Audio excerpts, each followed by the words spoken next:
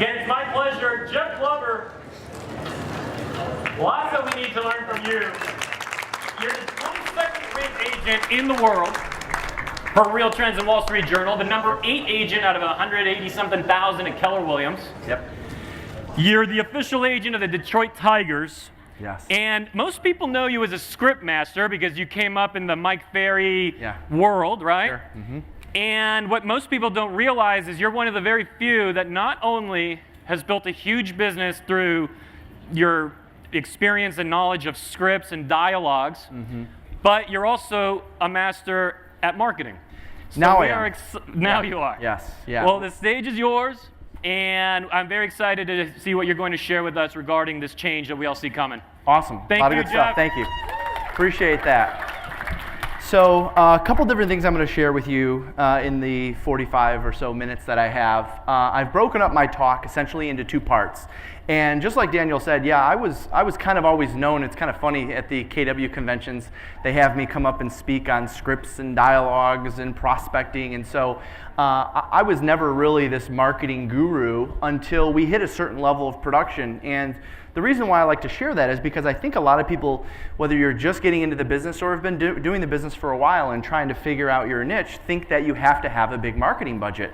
I will tell you, and Dan, I'm not even sure if you know this, but I didn't spend a single dollar on advertising until we were closing 250 transactions a year.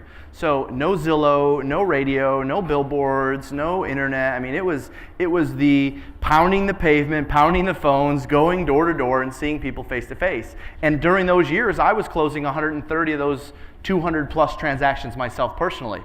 And I should probably say this because a lot of times people think somebody gets up on stage, oh, they're doing 1,000 deals, they must have a big team and so forth. And you're absolutely right. We've got a team of 25 salespeople writing about 850 transactions a year.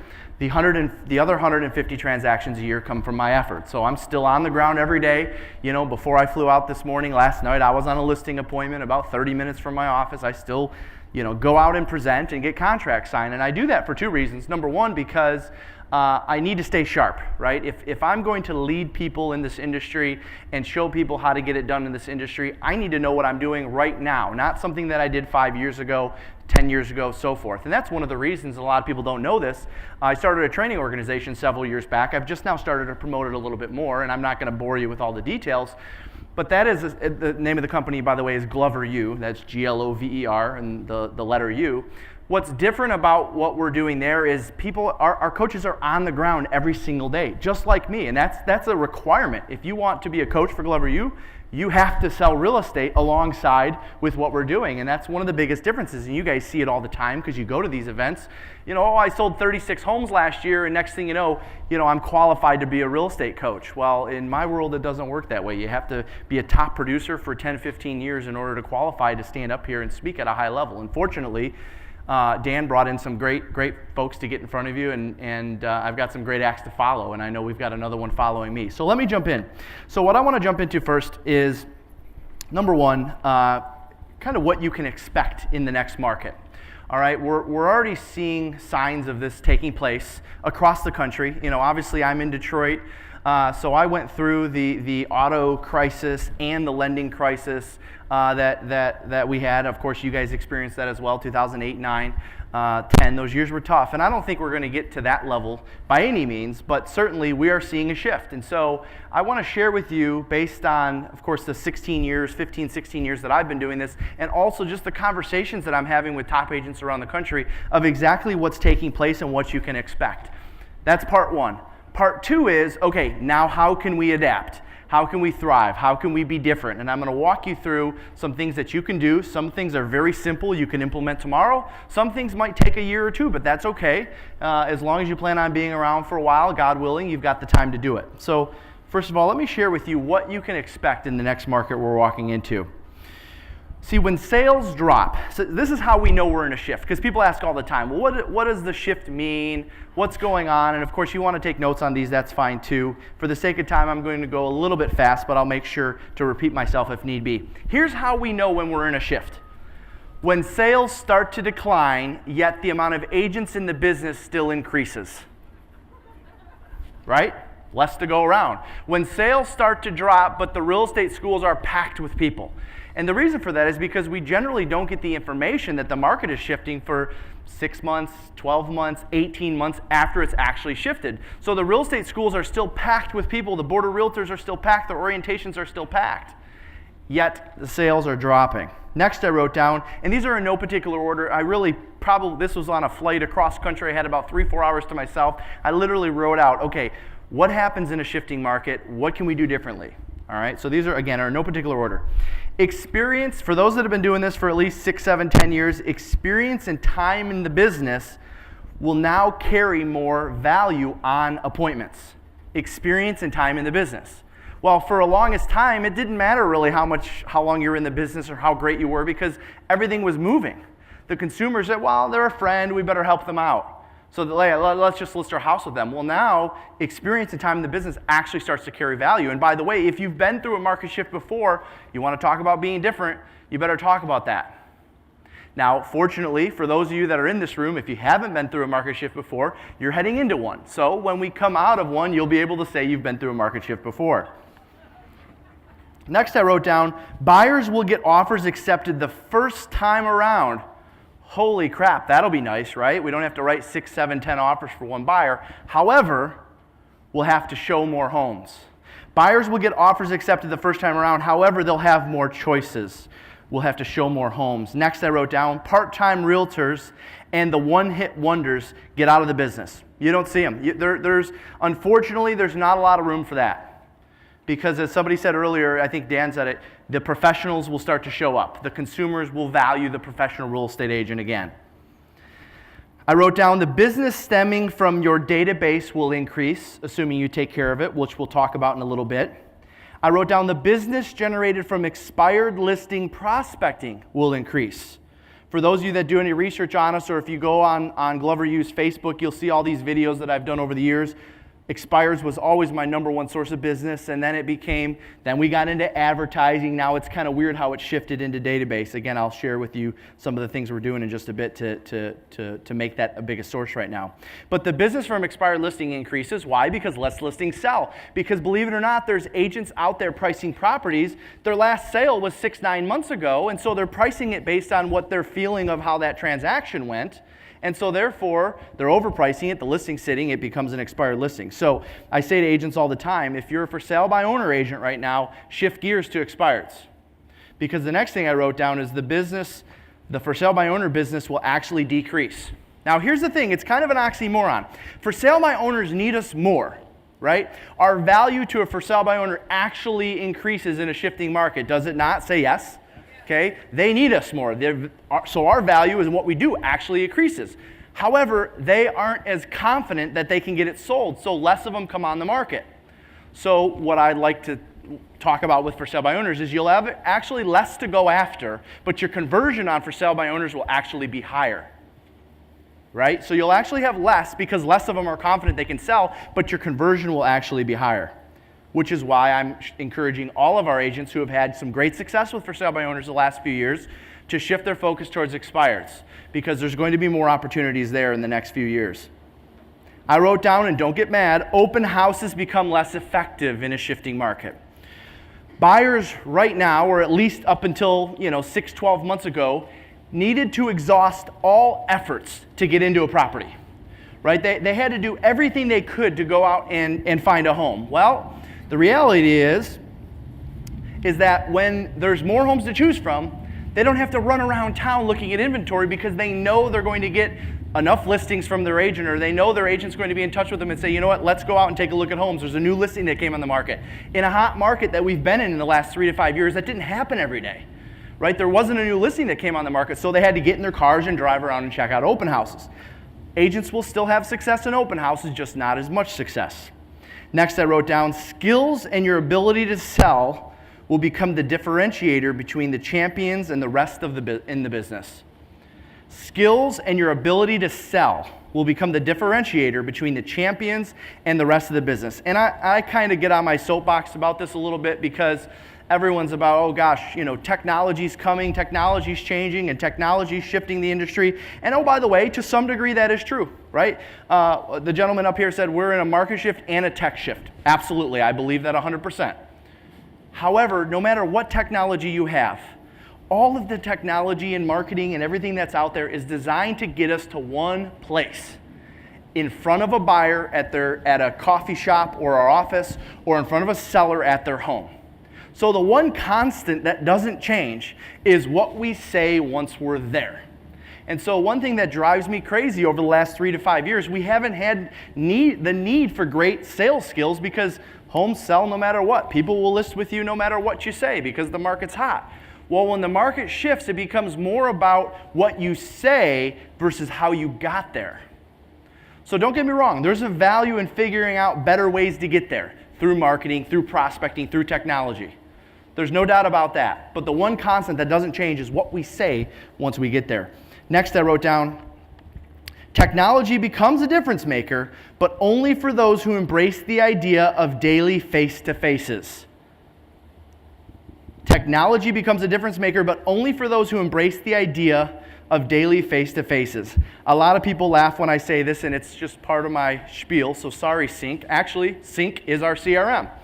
I will tell you, prior to having a CRM, which, oh, by the way, I got our first CRM, don't laugh, first CRM 18 months ago.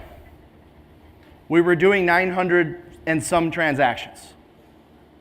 All right, so after we implemented a CRM, we were doing 900 and some transactions. So while I believe a CRM is important, I don't want anyone to rely on it. I jokingly tell our agents, listen, whatever you get out of your CRM is bonus business. All right, your real business is going to come from getting out there and getting in front of people every single day. Believe it or not, one of the great CRMs is here, and that's the one we use. We use Sync. I wrote down in the next market, or the market we're experiencing now, the listing agents will succeed at a higher level while buyer agents will struggle, with an asterisk.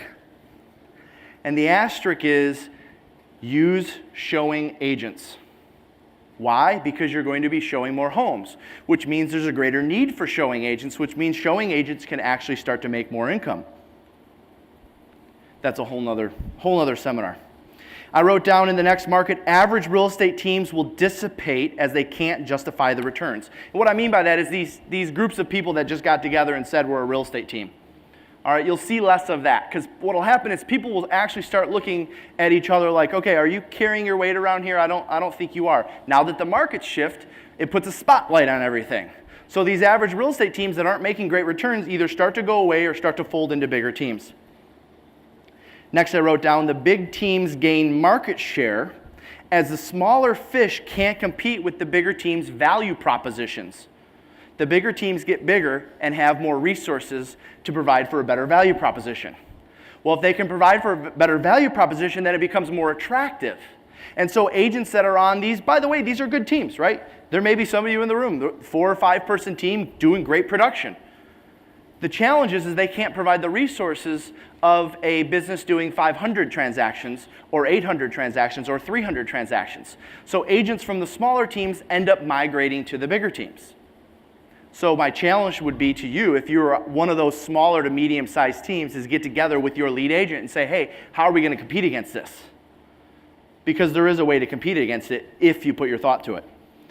Next, I wrote down, anyone that got into the business post-2013 will need to learn to develop strong prospecting skills, not lead generation skills. Lead generation is just like a fancy term for prospecting. All right, let's call a spade a spade. Prospecting is going to their door, picking up the phone and reaching out to somebody, an outbound phone call. All right, somehow they got on this lead generation thing where you get to sit in front of a computer and look for things and move a file here and take 20 minutes to look up a phone number there. No, intense prospecting. Those that got into the business post-2013 are going to need to develop that skill because you haven't had to have that skill as much in 2015, 16, 17. Next, I wrote down general advertising calls decrease. So you must find another niche to succeed. Every market shift through the years, and prior to being in the business 16 years ago, I paid attention to people that were in the business and succeeding. Every market shift, the advertising calls start to drop. So I'm a little concerned about that because about 1/3 of our business comes from advertising. So you'll see when we get to the second portion how we're adapting to that. It may work, it may not.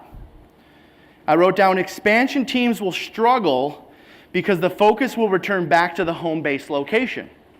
right? Think of the logic behind that. If you've got some arms out there, if you've got, a team in Orange County, a team up in LA County, wherever, and they're not doing as well, but this is your base, San Diego County is your base, you're going to put your eggs back in this base and figure this out and figure out how to get profitable here, which, by the way, is a whole nother discussion, because I don't understand why people would expand if they're not profitable at home.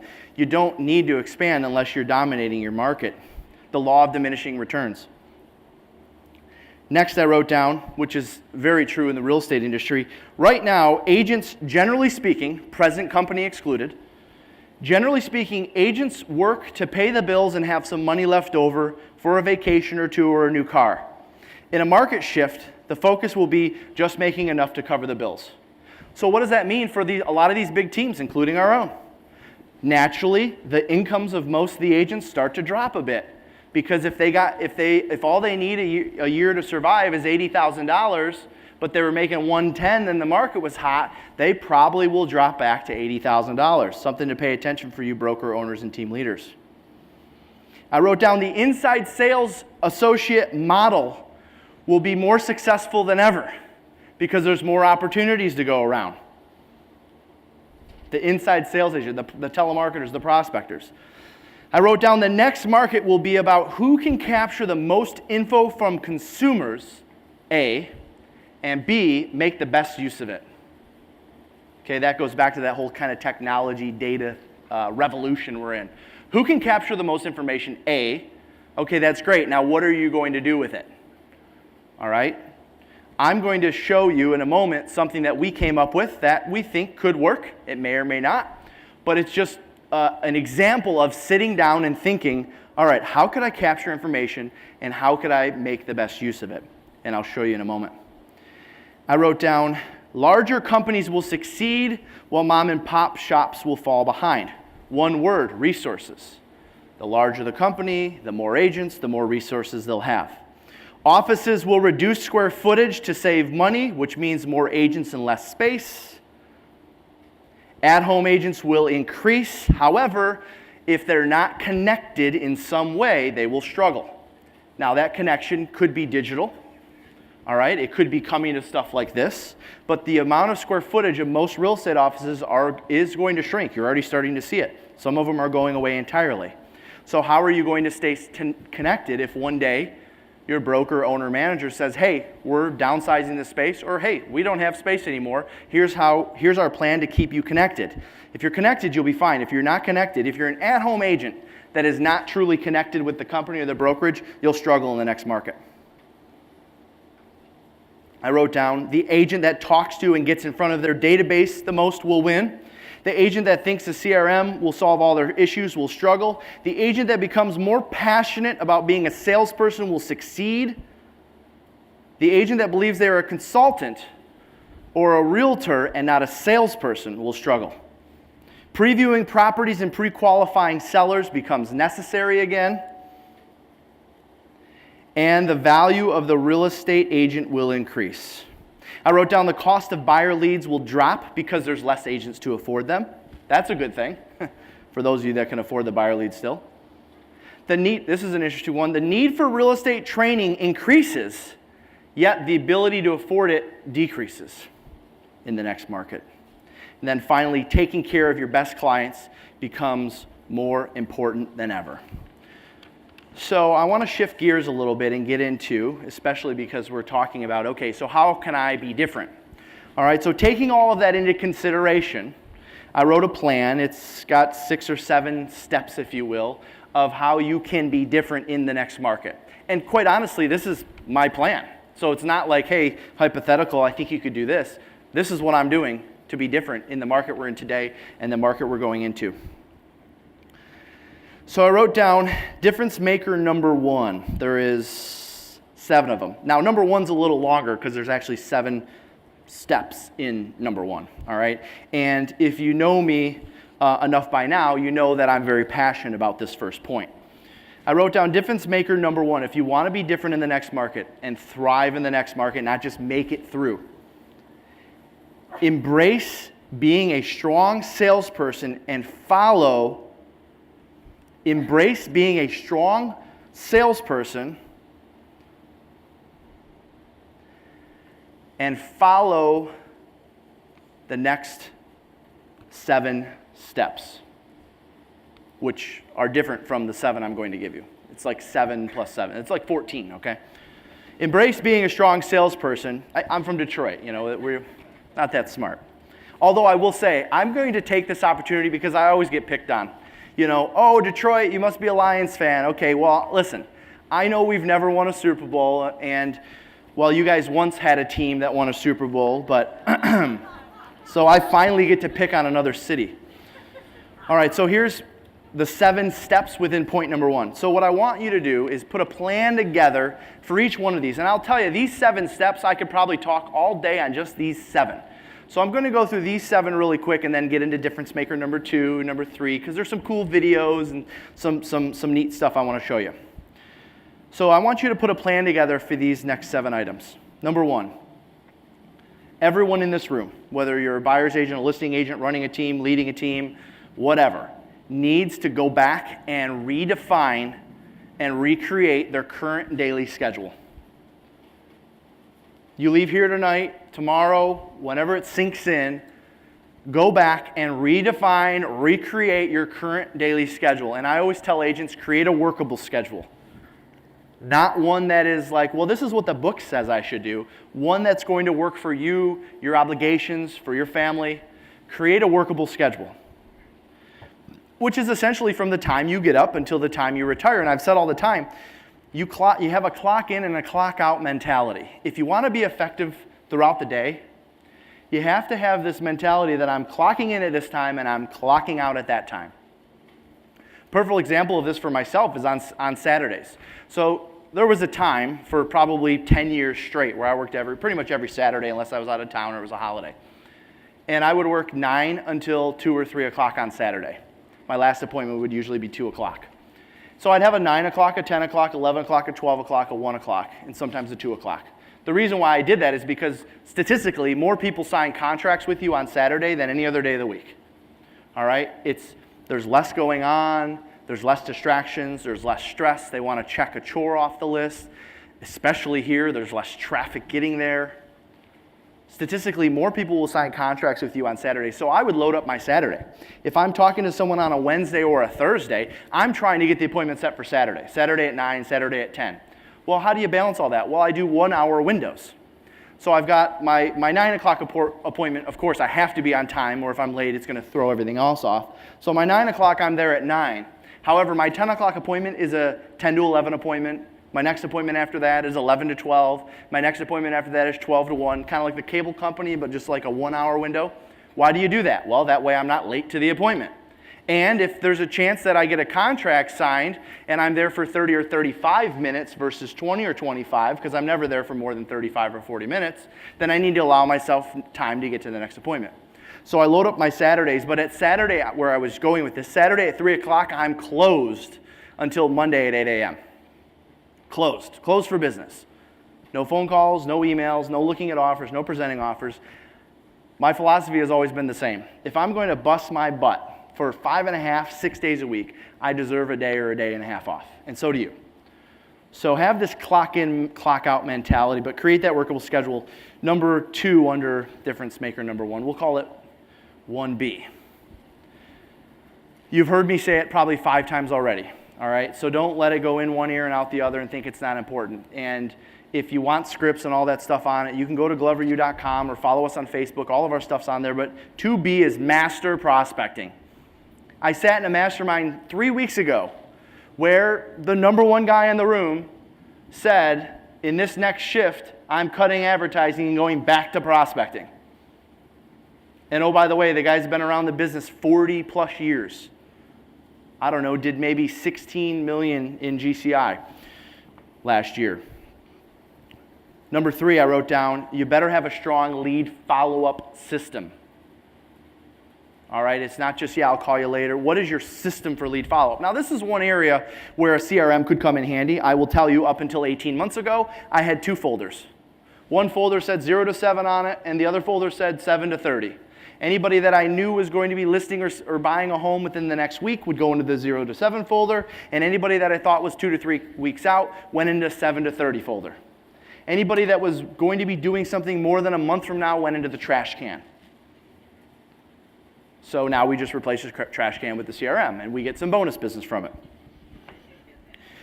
Number 4, what is your, or have a strong, pre-listing and pre-qualifying system? A pre-listing package, pre-qualifying system. That means you don't just drop what you're doing and go on any appointment anymore, because not all of them sell, and your time is valuable. Have a strong pre-qualifying system and a strong pre-listing package. I tell our agents, listen, I would rather you stay back at the office and find a more qualified appointment than go present to someone that's not ready to do something anytime soon. So that's why we pre-qualify. We pre-qualify to find a better appointment. But since we know most agents are just going to go home or finish off the day, then the logic is, well, you better just go out and see somebody. So be careful with that. In a hot market, it worked. In a hot market, you could just go out and present and get contracts signed. When the market cools, you have to become more selective with who you go to present to and who's taking up your time. Number 5, I wrote down showtime. What is your showtime plan? And I don't mean like HBO showtime. I mean like your listing presentation and your buyer consultation. Now more than ever in a market shift, see, market's hot, doesn't matter. Market shift, what comes out of your mouth when you get there starts to matter again. So I always believed that I was the absolute best salesperson that was going out on that appointment, every single appointment I went on. I honestly believed they could interview 3, 4, 5 realtors, it didn't matter. I would be the strongest salesperson when I got there. And how did I do that? Through scripts, through dialogues, right? We've heard that a million times, but did we actually take it seriously? Most of us didn't take it seriously in 14, 15, 16, 17 because we didn't need to. Well, it's time to start taking it serious again. Number 6, because most buyer and sellers are won and lost in this department, I wrote down, master every single objection that you come in contact with.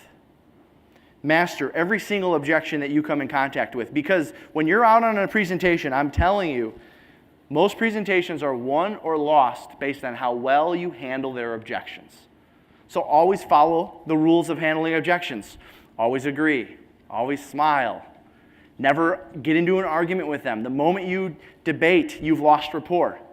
Don't use the word but and however. Right? You can't agree and then say but. You just disagreed. So you can agree, hey, you want me to reduce my commission? I can totally appreciate that. It sounds like you want to net the most out of the sale of this home. Is that right? Absolutely. Would you be comfortable with me showing you how I can do that? Sure, go ahead. Well, we're only going to give an agent a 30-day contract. Hey, I can totally appreciate only giving an agent a 30-day contract. Sounds like you might have had a bad experience before. And if you don't mind me asking, would you be willing to give me a 30-day price to get it sold? So everything is linked with and. There's no buts. There's no howevers. The rules of handling objections. Always restate their objection in a positive way. Right? You notice what I did there with commission? Hey, I can certainly appreciate you want to net the most out of the sale. I took their objection and I restated it in a positive way. Never argue. Always agree. The moment you argue, it puts them on the defense. Finally, number 7 or 1.7, closing and negotiating. How well are you at closing and negotiating? Because now more than ever, and I've always believed this, but now more than ever, the moment you walk out of the house without a contract, your chance of converting them drops by at least, at a minimum of 50%. So how many times are you closing when you're there? What is your close? Have you practiced your close? Have you wrote out your close? Closing is really just a natural ending to a great presentation anyways, but what is your ending to your great presentation? See, all of it, a lot of you have probably heard this stuff before, but we haven't heard it as much the last 3 to 5 years because it hasn't mattered as much. So for those of you that are just getting into it the last 3 to 5 years and this market is all you know, this is the stuff that's going to shine again. Difference maker number 1, embrace being a strong salesperson. Difference maker number 2. This is where we get into some fun stuff. Be active in your community, give back, and promote the hell out of it. Be active in your community, give back, and promote the hell out of it. Because the reality is that there's a lot of people that need our help out there. And naturally, people like to see people help people. People want to help people. So you will get more recognition, you will get more PR, you will get more satisfaction, if you will, from the community by actually making a conscious effort to give back. So how do you make a conscious effort to give back? Well, of course, the pinnacle of doing that is starting a 501c3, which for, $500 or $1,000 and a good attorney and a couple board members that want to volunteer their time and a mission statement of what you're going to do, you can do that. And so we've started to do that in our community, and it's getting a lot of attention. It's getting us on the news. It's getting us in the newspapers. Of course, the number one reason why you do it is because you want to give back and help out. But it's not bad to get that on the back end. In fact, there's a book about it called Give and Take by Adam Grant. If you haven't read it, it's a great book. It's called Give and Take by Adam Grant. It talks about the difference between giving and taking and strategic giving. So to give you an example of something that we put together, this is something you could do in your community.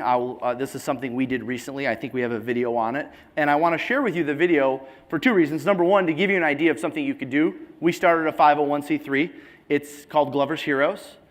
But also at the same time to show you how to capture this stuff and promote it and get it out there in the community. So if we could play the Glover's Heroes video, that would be great. Hi, my name is Jeff Glover, the founder of Glover's Heroes. We're here with all of the associates from Jeff Glover & Associates Realtors because we pick one day to go around and make a big impact in the community. Glover's Heroes started about 3 years ago. One of our associates, Jay Harrison, came to me and said, we got to do something for this group of people that don't get a lot of recognition. Police, fire, EMT, nurses, teachers, employed caregivers, and of course active and veteran military.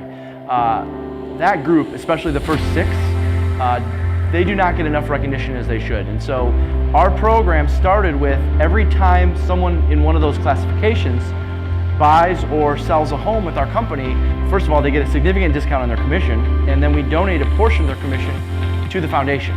And so that allows us to go out and do stuff like this. We're trying to make as big of an impact as we can. And we got a bus and we got all of our associates together and dropped them off here and put us to work. There's probably over 100 people today that will be involved in one way or another. We've got a big day scheduled. In fact, we already started this morning at 8 o'clock down in Southgate. A gentleman lost all of his limbs, and so he has a makeshift bathroom in his bedroom, and somebody has to help him. We're actually, because of all the money that's been donated over the years from Glover's Heroes Foundation and our golf outings and different events we do, we're able to give him an ADA compliant bathroom. So we're completely remodeling his bathroom so he can go to the bathroom by himself. He's not going to need anyone's help. He can go in there and do what he needs to do and get out. Speaking of support, there's a change coming to your home today. Yes. Before we speak with Jeff, what does this mean to you and what's going to be happening? Well, it means the world to me, really. There's no bigger goal or priority for me. I talk about independence. There's no bigger goal or priority for me than being independent in the bathroom. It's a humbling experience to have, and so this is gonna get back a little bit of me, because I'm gonna be able to get in there and roll into my shower, or you do my business, and it means the world to me. It's courageous to keep a positive attitude like you have. Thank you. Next, we came here to the Veterans Warehouse. So you see all the cans and things around town where people put clothes into them and donations. They get picked up and they get brought here, and then they get sorted. Unfortunately, there's not a lot of money that they have from the proceeds because it goes out to the veterans, so the building needs a lot of work. So we're here today to improve the building, to sort out goods. People are on the grounds right now sprucing up the place, so the veterans, when they come here to volunteer their time, they have a place to come and feel good about what they're doing.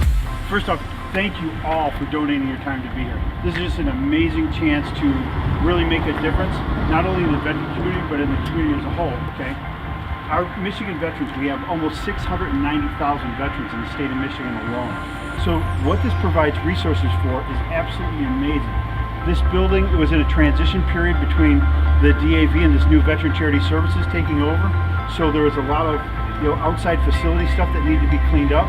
There's a 30,000 square foot warehouse full of donated items from our community members that need to be sorted out so they can be properly distributed. So all of the things you're doing are helping us facilitate all that. So I'd like to give you a big hand for me. So thank you very much. Thank you.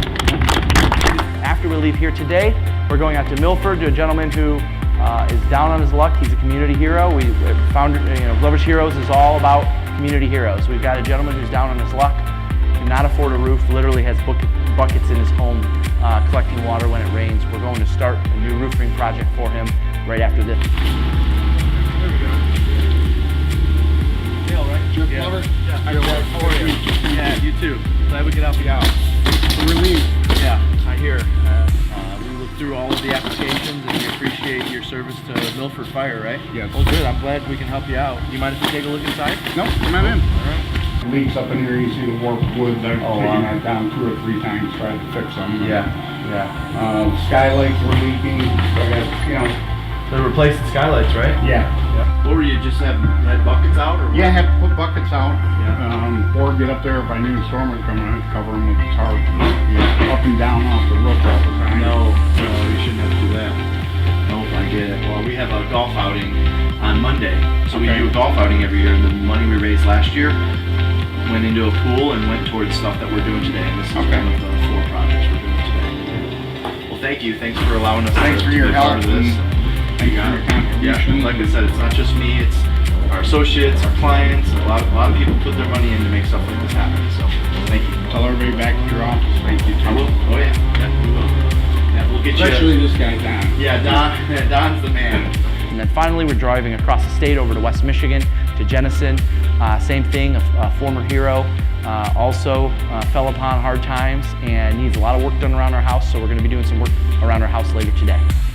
I just want to thank all of you that you've contributed your time and energy so that this can happen. I'm looking at all these people here that because of their sales have given the money so that it can happen. Today I feel so blessed. All these people are showing up at my house willing to work on this. They're using paint and power washers and taking down my shutters and doing an awful lot, and I just can't thank them enough. There's no way I could do this myself. So thank you all for doing this. Thank you to Jeff for making it possible for all of you to be able to contribute. It's wonderful.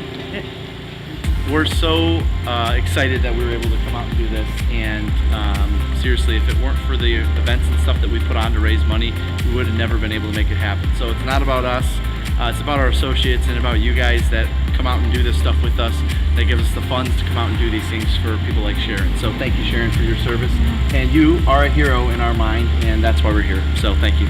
Thank you. I want to thank you guys for coming out to support Glover's Heroes. You can obviously see the work that it's done. I hope you had an awesome time on the golf course today. And always remember, the Monday before Labor Day is the Glover's Heroes outing. We'll see you next year. So that's the video we obviously played at our golf outing. Thank you. Yep. And actually, when you do good in the community, a lot of the stuff, first of all the materials, supplies, and all that stuff that you saw was all donated. Okay, the videographer donated. All right, so that's one thing. When you make the decision that you're going to consciously give back, you'll start to attract people that want to help and be a part of it as well. And so again, I made the example of starting a 501c3. You don't have to go to that pinnacle. You can just pick one charity or one group or one thing to do every single year and put all your energy into it and get people to rally around you, and it'll make a big statement in your community. And of course, it'll satisfy the need to give back, which of course we should all be doing as well. So that was difference maker number 2, be active in your community, give back, and promote the hell of it. Difference maker number 3 is treat your database like a gold mine through client events. So I was mentioning that for us, for a long time, sphere of influence and past client business was never really a strong source of business, right? It started off with expireds and FSBOs, because that's all I knew how to do was prospect. And then once we were up over a couple hundred transactions, I started doing some advertising, which you'll see, we'll play one of the advertising spots when I talk about one of the difference makers. And then it got into sphere of influence, past clients database. What did we do there? Well, I follow a simple formula. You want to write it down. It's very fast and not very complicated, all right?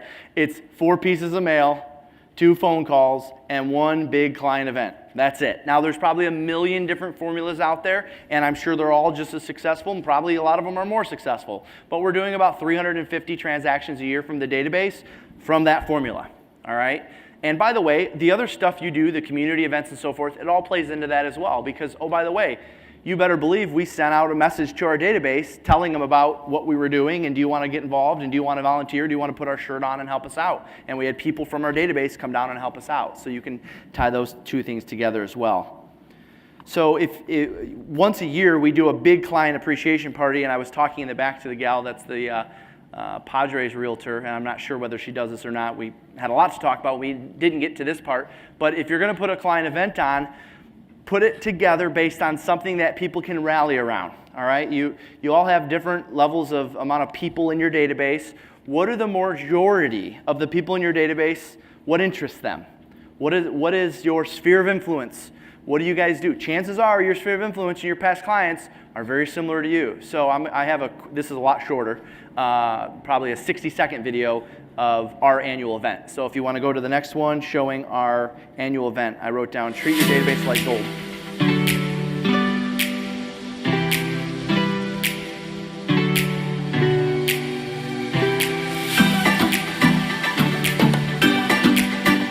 You see we tie in the charity as well.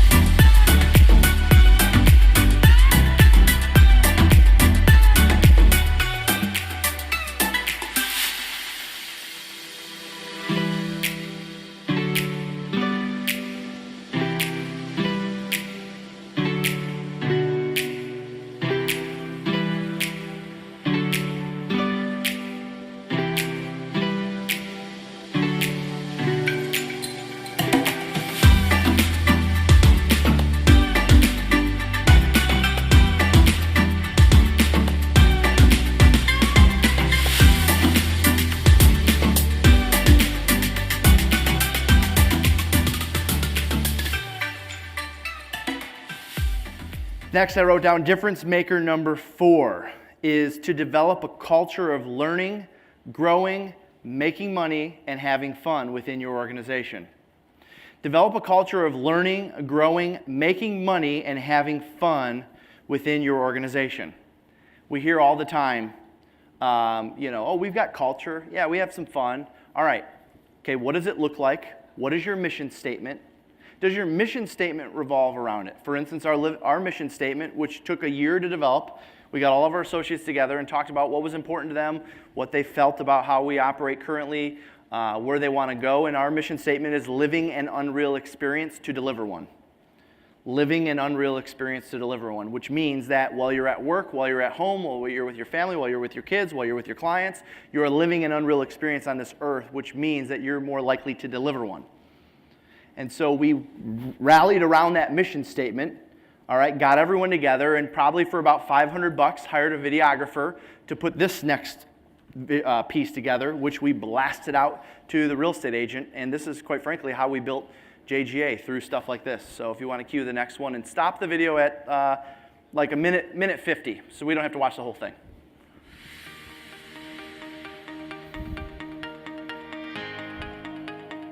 Hi, I'm Jeff Glover, and what you're about to discover is exactly how we operate on a daily basis at Jeff Glover & Associates. You may have heard our mission by now, living an unreal experience to deliver one.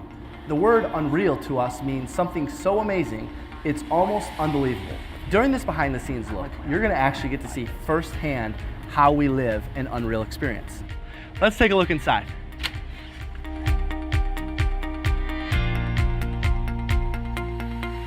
I think the biggest thing is not only are we able to have fun, but we're also able to be productive. Everybody is excited about being here, how everybody is excited about real estate, and how the focus is put on helping the customer.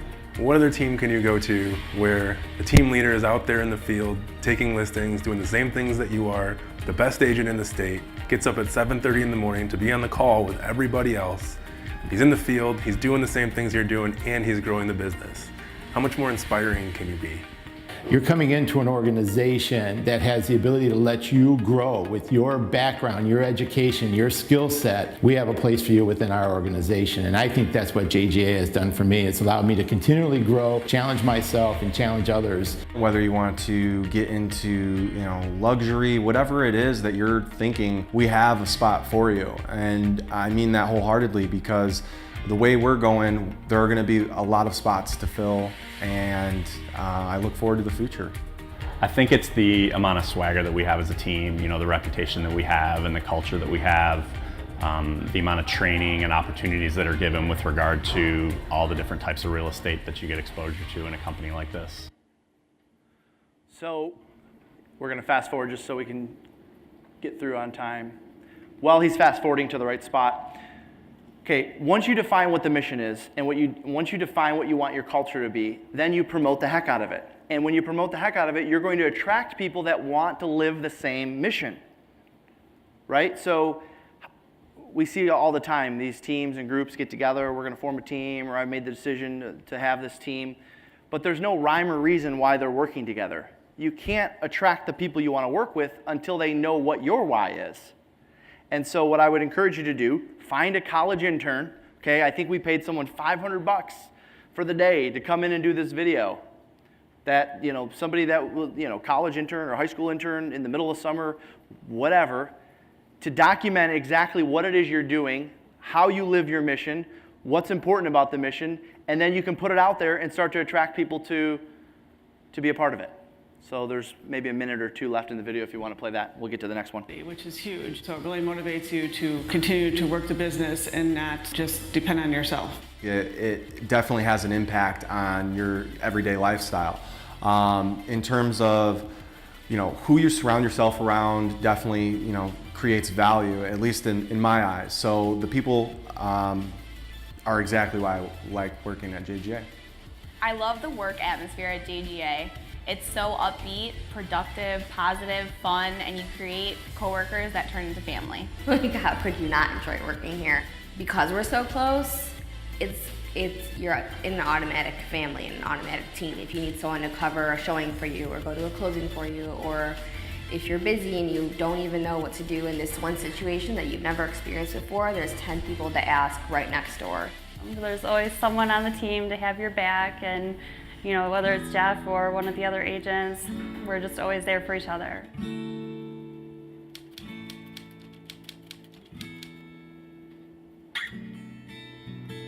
One word. Loving. JGA is unreal. Educated. Security.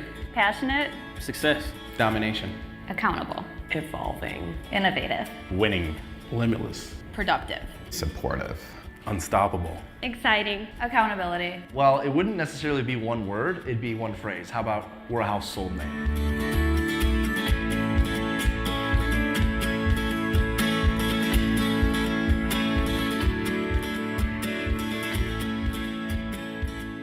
So that's an example of a recruiting video that we put together one summer. Again, had somebody come in and just interview our associates. They didn't have scripts. It was just, hey, what do you like about working here? And they put that whole thing together. So I wrote down, develop a culture of learning, growing, making money, and having fun, and then show it off. Tell as many people as you can about it. Because as many people as possible that know what your mission is, that's who you're going to attract to work with you, as long as they're in alignment with that same mission. The next one, difference maker number 5, is an interesting one because it's not even really out yet. It's literally like days away from being released. And I wrote down, and I'll show you what it is in a second, going back to who's going to win in the next market, come up with a way to get people to opt in, A, and B, keep them coming back. So I don't have all the answers. I'm going to show you one that I just came up with over the last 18 months that we are like 99% complete on. And I'll give you a couple ideas for some others, but come up with a way to get people to opt in. Means come up with a way to get people to volunteer their information. And number 2, make sure they keep coming back. Provide them with enough value so they come back. And I think I've solved that, at least for us personally, and I'll show you how if you want to cue the next video. Learning the value of your home can be a hassle.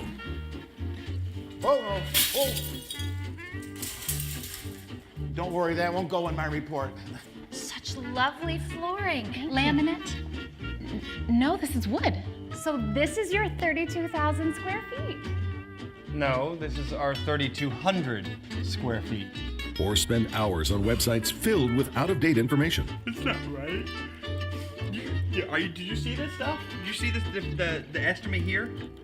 Just go to bed already. Now there's an easy way to get the value of your home in seconds. Introducing UPraise. You point, you click.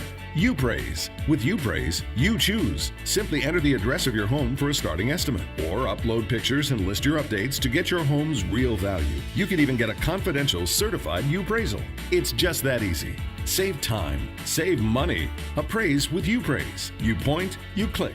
UPraise. So that is our way, once we start advertising that in Metro Detroit, which actually it's a nationwide product. It will be at some point. That is our way of getting people to see the value in something we're doing, getting them to volunteer their information, and a way for us to keep getting them to come back. Because of course, once we have it, we can update them on what's going on in the market. So I know I'm short on time, so we're gonna skip the next video, and we're gonna finish with difference maker number 6, which is make sure the community knows who you are and why you stand out and what makes you different. And there's an inexpensive way to do it. I'll show the video and I'll tell you how you can do it inexpensively. So if you want to jump to the very last video, it's a 60-second video. Let's play that, the Detroiter. True Detroiter, it's called. This is my home. Every day, I see the faces of people who call Detroit their home. We are one community and we're in this together. We've all seen the news, reports about Detroit's comeback. It's great to see. And as a Detroiter, I've always seen the good in our city. The no-quit attitude, the innovators, hard workers with grit and passion for what they do. That's who I am, and that's what I do. I'm a Detroiter, and like you, I never quit. I've been through the recession. I know this city, and I know what it takes to sell real estate in this town.